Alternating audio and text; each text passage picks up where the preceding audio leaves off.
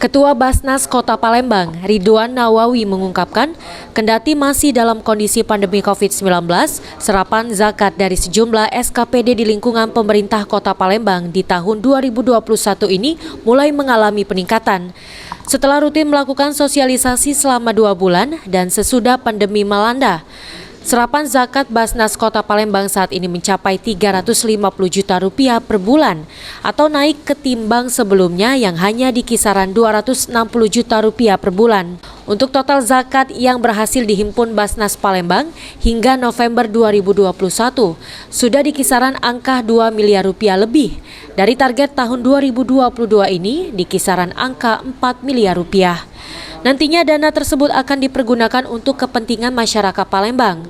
Dengan kondisi yang membaik ini, pihak Basnas Palembang berencana untuk melakukan ekspansi penyerapan zakat. Jika selama ini zakat yang diserap hanya melalui ASN di lingkungan pemerintah Kota Palembang, di tahun 2022 masyarakat umum dan perusahaan swasta juga akan dijadikan sumber serapan zakat Basnas. Alhamdulillah, dalam 2 bulan kami sosialisasi ini ada peningkatan ya, dari pendapatan 260 sampai sekarang hampir 350 juta. Ya. Dalam 2 bulan, Pak? Dalam sebulan, sebulan itu. Jadi ada peningkatan lumayan ya. Nah, terus ini kami targetkan sampai akhir tahun ini sosialisasi terus di internal Pemkot, yaitu di SKPD.